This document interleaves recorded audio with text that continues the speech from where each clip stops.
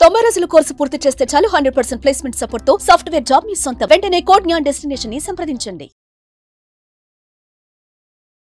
నమస్కారం అలగరి రవీంద్రనాథ్ గారు. నమస్తే అండి సిరి గారు. సార్, చట్ట ప్రకారంగా వీలునామా రాయకుండా ఒక వ్యక్తి కనుక మరణిస్తే ఆ ఆస్తి ఎవరికి చెందుతుంది? అండ్ దాంతో పాటు family member certificate, legal heir certificate, legal succession certificate, ఈ మూడింటికి వీలునామాకు ఉన్న సంబంధం ఏంటి? దీన్ని ఏ రకంగా చూడాల్సిన అవసరం ఉంది?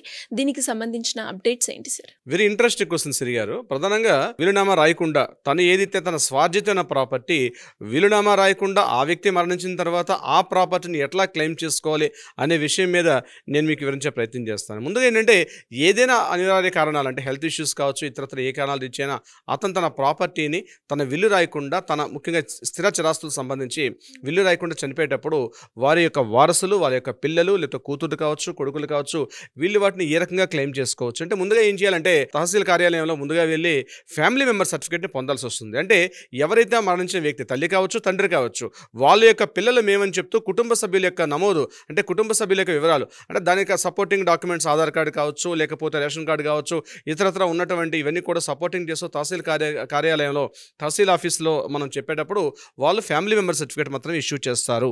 సో ఫ్యామిలీ మెంబర్ సర్టిఫికేట్ అన్నది కేవలం కుటుంబ సభ్యుల యొక్క నమోదు, కుటుంబ సభ్యుల యొక్క వివరాలు మాత్రమే తప్ప ఆస్తిక వారసులు మాత్రం కాదు. ఇది గుర్తుపెట్టుకోవాలి point. Family member certificate is not a totally కంప్లీట్గా లీగల్ హెయిర్ సర్టిఫికేట్ కాదు. లీగల్ హెయిర్ సర్టిఫికేట్ అని చెప్తాను తర్వాత. సో ఫ్యామిలీ మెంబర్ సర్టిఫికేట్ అంటే ఎవరైతే ఆ కుటుంబంలో సభ్యుల యొక్క అధికారికంగా ఇచ్చినటువంటి తహసీల్ కార్యాలయంలో ఇచ్చేటువంటి ఒక సర్టిఫికేట్ మాత్రమే ఈ ఫ్యామిలీ మెంబర్ సర్టిఫికేట్. ఇది దేనికి ఉపయోగపడుతుంది నేను ఈ వీడియో చివరిలో చెప్పే ప్రయత్నం చేస్తాను. తర్వాత లీగల్ హెయిర్ సర్టిఫికేట్ అంటే లేదా లీగల్ సక్షన్ సర్టిఫికేట్, ఈ రెండు కూడా ఎలా ఉంటాయంటే ఈ రెండు కూడా ఒకటే. లీగల్ హెయిర్ సర్టిఫికేట్ అన్నా లీగల్ సక్షన్ సర్టిఫికేట్ అన్నా ఒకటే. అంటే వారసత్వపు హక్కు ఎవరికి ఉంటుందని. ఈ ఏదైతే ముందుగా ఈ ఫ్యామిలీ మెంబర్ సర్టిఫికేట్ తీసుకొని డెత్ సర్టిఫికేట్ ఉంటుంది, ఈ రెండు తీసుకొని దగ్గరగా ఉన్నటువంటి సిటీ సివిల్ కోర్టుని దీన్ని ఆశ్రయించాలి. ఫ్యామిలీ మెంబర్స్ అందరూ కూడా వాళ్ళు ఏం చేస్తూ ఈ ప్రాపర్టీ ఏదైతే ఉందో ఈ ప్రాపర్టీ మాకు సంబంధించింది అని చెప్తూ సిటీ సివిల్ కోర్టులో దాన్ని క్లెయిమ్ చేసుకోవాల్సి వస్తుంది. అంటే అంటే ఈ ప్రాపర్టీ మాకు రావాల్సి వస్తుందని చెప్పి ఈ లీగల్ సర్టిఫికేట్ కోసం చెప్పి సిటీ సివిల్ కోర్టుని ఆశ్రయించాలి. సిటీ సివిల్ కోర్టు మాత్రమే లీగల్ హెయిర్ సర్టిఫికేట్ ఇస్తుంది. సిటీ సివిల్ కోర్టు మాత్రమే భాగ పెంపకాలు చేస్తుంది. సో ఇది ఎలా చేస్తుంది? ఫర్ ఎగ్జాంపుల్, అక్కడ ప్రాపర్టీ వాల్యూ ఒక 10 లక్షల రూపాయలు ఉందనుకుందాం. ప్రాపర్టీ వాల్యూ 10 లక్షల రూపాయలు ఉండేటప్పుడు ఆ 10 లక్షల రూపాయలకు గాను అక్కడ గవర్నమెంట్ వాల్యూ ఉంటుంది. నేను చెప్పేది కేవలం స్థిరాస్తులకు మాత్రమే. సో గవర్నమెంట్ వాల్యూ ఒకటి ఉంటుంది. గవర్నమెంట్ వాల్యూ ప్రకారం అందులో కోర్టుకు ఒక ఫీజు చెల్లించాల్సి వస్తుంది. ఎంత ఫీజు చెల్లించాలి అన్నది కూడా మనకి ఆల్రెడీ కోర్టు ఫీజు యాక్ట్ అని చెప్పి ఒక యాక్ట్లో దానికి సంబంధించిన వివరాలన్నీ కూడా ఉంటాయి. అంటే 10,000 రూపాయల వరకు ఒక రకమైన ఫీజు ఉంటుంది, అలాగే 1,00,000 రూపాయల వరకు ఒక ఫీజు ఉంటుంది. దాని యొక్క వాల్యూని బట్టి ఆ వాల్యూలో సగం అమౌంట్ అంటే ఫర్ ఎగ్జాంపుల్ గవర్నమెంట్ వాల్యూ ఎంత ఉంటుందో గవర్నమెంట్ వాల్యూలో సగం అమౌంట్ అన్నది మనం కోర్టు ఫీజు రూపం చెల్లించి ఇది మనం కోర్టులో పిటిషన్ వేసుకుంటాం. దీనికి సంబంధించి ఇది ఎలా ఉంటుందంటే, ఉదాహరణకి 0 నుంచి అప్ టు 20 lakhs వరకు కూడా జూనియర్ సివిల్ కోర్టులో వేయాలి, జూనియర్ సివిల్ జడ్జి కోర్టులో వేయాలి. 20 lakhs నుంచి 50 lakhs ఉన్నదైతే సీనియర్ సివిల్ జడ్జి కోర్టులో వేయాల్సి వస్తుంది. అదే 50 lakhs కన్నా అబవ్ ప్రాపర్టీ వాల్యూ ఉన్నట్లయితే అది ఖచ్చితంగా డిస్ట్రిక్ట్ కోర్టులో దీనికి మనం పిటిషన్ వేయాల్సిన అవసరం అయితే ఉంటుంది. ఇది క్లియర్గా మనకి దీన్ని బట్టి మనకి కోర్టు కూడా గైడ్లైన్స్ అయితే ఇవ్వడం జరిగింది రివిజన్ చేసినటువంటి ఆర్డర్స్ ప్రకారం.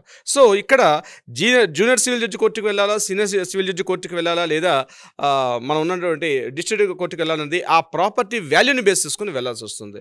ఇక్కడ దాని కన్సల్ట్ డిపార్ట్మెంట్ వాళ్ళు మనకి ఈ సర్టిఫికేట్ని ఇష్యూ చేస్తారు. సో ముందుగా ఏం చేస్తారంటే, మనం ఏదైతే ఫ్యామిలీ మెంబర్ సర్టిఫికేట్ ఏదైతే ఉందో దీన్ని డెత్ సర్టిఫికేట్ని ఇవన్నీ అటాచ్ చేస్తూ ఆ ప్రాపర్టీ ఫీజు చెల్లించిన తర్వాత ఈ టోటల్ అన్ని మనకు ఉన్నటువంటి డాక్యుమెంట్స్ జిరాక్స్ కాపీస్ అన్ని తీసుకొని కోర్టులో సబ్మిషన్ చేసిన తర్వాత కోర్టు దానికి నెంబరింగ్ అలాట్ చేసి, అంటే ఇక్కడ వాద ప్రతివాదులు ఎవరు ఉండరు, అంటే వాదులు ఉంటారు తప్పించి దీనికి ఆపోజిట్ ప్రతివాదులు ఎవరు ఉండరు. సో ఇక్కడ ఏంటంటే అందరూ కూడా కన్సల్ట్ అంటే అందరూ కూడా ఎవరైతే వారసులు అందరూ కూడా కొడుకులు కూతుర్లు వీళ్ళందరూ కూడా ఒక ఏకాభిప్రాయం ఉండేటప్పుడు ఏమవుతుందంటే, వీళ్ళందరూ కోర్టును ఆశ్రయించినప్పుడు కోర్టు ఇమీడియట్గా దానికి పేపర్ నోటిఫికేషన్కి ఆర్డర్ చేస్తుంది. ఆర్డర్ చేస్తూ ఒక వాయిదాన్ని కూడా ఇస్తారు. పేపర్ నోటిఫికేషన్ ఇచ్చిన తర్వాత దీనికి సంబంధించి ఎవరైనా ఇంకెవరైనా వారసులు ఉన్నారా లేదని చెప్పి కోర్టు పేపర్ నోటిఫికేషన్ ద్వారా వెలుగులో తీసుకొచ్చే అవకాశం తీసుకొస్తుంది. ఇది అయిపోయిన తర్వాత నెక్స్ట్ వాయిదా వస్తుంది. నెక్స్ట్ వాయిదాలోగా ఇక్కడ నేను మరొక పాయింట్ చెప్తాను. నెక్స్ట్ వాయిదాలోగా ఎవరైనా ఈ ప్రాపర్టీ మాదిని క్లెయిమ్ చేసుకునే అవకాశం కూడా ఉంటుంది. ఒకటి పేపర్ నోటిఫికేషన్ ద్వారా కావచ్చు, కోర్టు ఇచ్చేటువంటి పేపర్ నోటిఫికేషను, లేదా ఈ ప్రాపర్టీ మీద లీగల్ సర్టిఫికేట్కి వెళ్తున్నట్టుగా ఇప్పుడు మనం చెప్పే లీగల్ సర్టిఫికేట్ లేదా లీగల్ సక్షన్ సర్టిఫికేట్, ఈ సర్టిఫికేట్కి అప్లై చేసుకునేటప్పుడు ఈ ప్రొసీజర్ ఉంటుంది. ఇక్కడ ఈ గ్యాప్లో వాయిదాకి వెళ్ళేలోగా ఎవరైనా ఫర్ ఎగ్జాంపుల్ మరణించిన వ్యక్తికి వేరే మహిళతో సంబంధం ఉన్నట్లయితే, అంటే ఆల్రెడీ తనకి మ్యారేజ్ అయింది, పిల్లలు ఉన్నారు, వీళ్ళు కాకుండా తన కాకుండా వేరే అమ్మాయితో సంబంధం ఉండి వాళ్ళ ద్వారా ఎవరైనా పిల్లలు కలిగి ఉంటే వాళ్ళకు కూడా ఛాన్స్ ఉంటుంది. పిల్లలకి వారసత్వ హక్కులు ఉంటాయి ఇక్కడ. అంటే అక్రమ సంతానంతో కలిగిన పిల్లలకి ఈ ప్రాపర్టీ మీద వారసత్వం ఉంటుంది కాబట్టి, అంటే ఆమెకు ఉండదు. ఎవరైతే రెండో మ్యారేజ్ చేసుకున్నటువంటి ఆ మహిళకు ఉండకపోయినప్పటికీ కూడా ఆ మహిళ ద్వారా కలిగిన పిల్లలకి మాత్రం క్లెయిమ్ చేసుకునే అవకాశం ఉంటుంది. కాబట్టి ఇక్కడ ఈ పేపర్ నోటిఫికేషను ఈ కోర్టుకు వెళ్ళే సందర్భంలో ఆల్రెడీ మరణించిన వ్యక్తి ఈ యొక్క డీటెయిల్స్ అన్నీ ఉంటాయి కాబట్టి అతను వాయిదాకి అటెండ్ అయ్యి నేను కూడా ఇందులో ఉన్నానని చెప్పి అతను కూడా ఒక పిటిషన్ వేసుకునే అవకాశం కోర్టును కల్పిస్తుంది.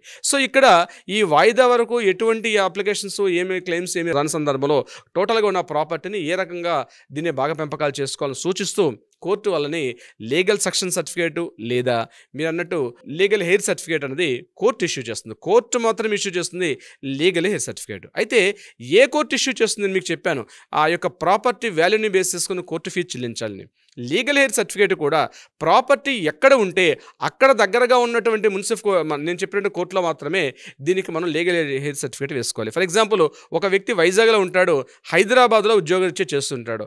ఆ మరణించిన వ్యక్తి వీలు రాయకుండా మరణించిన వ్యక్తి ఎవరైతే ఉన్నారో అతని ప్రాపర్టీ ఫర్ ఎగ్జాంపుల్ గుంటూరులో ఉందనుకోండి. సో గుంటూరు కోర్టులో క్లెయిమ్ చేసుకోవాల్సింది లీగల్ హెయిర్ సర్టిఫికేట్ గుంటూరు కోర్టులో ఇవ్వాల్సి వస్తుంది. బట్ ఫ్యామిలీ మెంబర్ సర్టిఫికేట్ మాత్రం తను ఎక్కడైతే నివసిస్తున్నాడో అతను ఎక్కడైతే ఉన్నాడో అక్కడ ఫ్యామిలీ మెంబర్ సర్టిఫికేట్ ఇస్తారు. కానీ లీగల్ హెయిర్ సర్టిఫికేట్ కావచ్చు లేదా లీగల్ సక్సెషన్ సర్టిఫికేట్ మాత్రం ఆ కన్సల్ట్ ఎక్కడైతే ప్రాపర్టీ ఎక్కడెక్కడైతే ఉంటుందో దానికి సంబంధించినటువంటి వాళ్ళు ఆ సంబంధించిన కోర్టు పరిధిలో మాత్రమే దీనికి మనం పిటిషన్ పెట్టుకోవాల్సి వస్తుంది. ఉదాహరణకు ల్యాండ్ వచ్చింది అనుకోండి, అంటే ఎకరాల్లో ల్యాండ్ కల్టివేషన్ ల్యాండ్ కావచ్చు, కల్టివేషన్ ల్యాండ్ కానీ అటువంటి విషయాల్లో అంటే అగ్రికల్చర్ ల్యాండ్ విషయం చెప్తున్నాను. అగ్రికల్చర్ ల్యాండ్ వచ్చేటప్పుడు ఈ లీగల్ సక్షన్ సర్టిఫికేట్ కావచ్చు లేకపోతే లీగల్ హెయిర్ సర్టిఫికేట్ ఇది దగ్గరలో ఉన్నటువంటి మరలా ఈ సర్టిఫికేట్ తీసుకొని తహసీల్ ఆఫీస్కి వెళ్ళేటప్పుడు తహసీల్ ఆఫీస్ ద్వారా మాత్రమే ఈ బాగా పెంపకాలు జరిగే అవకాశం ఉంటుంది. ఎవరెవరి వాటా ఎంతెంత వస్తుందనే విషయం. అట్లా కాకుండా హౌస్ ఇట్లాంటి వచ్చినప్పుడు మున్సిపల్ సిబ్బంది లేకపోతే కన్సల్ట్ అథారిటీస్ వాళ్ళకి అది ఇచ్చే అవకాశం ఉంటుంది ఇక్కడ. సో ఇది రెండు రకాలుగా డిఫరెంట్గా ఉంటుంది legal heir certificate, legal succession certificate.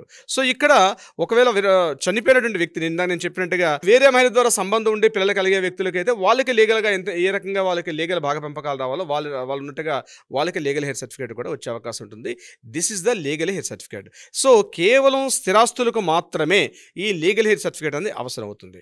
ఇక్కడ నేను చెప్పినట్టు ముందుగా చెప్పాను చూసారా, ఫ్యామిలీ మెంబర్ సర్టిఫికేట్ అనేది ఫ్యామిలీ మెంబర్ సర్టిఫికేట్ దేనికి సరిపోతుందంటే ఉదాహరణకి ఒక గవర్నమెంట్ ఉద్యోగి చనిపోయాడు. గవర్నమెంట్ ఉద్యోగి చనిపోయినప్పుడు అతని సర్వీస్ రికార్డ్స్లో తన భార్య తన పిల్లల యొక్క ఉండే అవకాశం ఉంటుంది. సో దాని తగ్గట్టుగా వాళ్ళకి వచ్చే అవకాశం ఉంటుంది. అలా కాకుండా గవర్నమెంట్ ఎంప్లాయీ కాకుండా ఎవరైనా ప్రైవేట్ ఎంప్లాయీ చనిపోయాడు అనుకోండి, అటువంటి అప్పుడు అంటే వాళ్ళకి అతను ఒక పోస్ట్ ఆఫీస్లో డిపాజిట్స్ కావచ్చు లేకపోతే బ్యాంకులో డిపాజిట్స్, ఎఫ్డీస్ స్వల్ప మొత్తంలో ఆయనకి అక్కడక్కడ ఉన్నటువంటి ఏమైనా ఉండేటప్పుడు ఈ ఫ్యామిలీ మెంబర్ సర్టిఫికేట్ అనేది అక్కడ యూజ్ అవుతుంది. అంటే తక్కువ మొత్తాల్లో ఉన్నటువంటి వాటికి క్లెయిమ్ చేసుకోవడానికి ఫ్యామిలీ మెంబర్ సర్టిఫికేట్ మాత్రం సరిపోతుంది.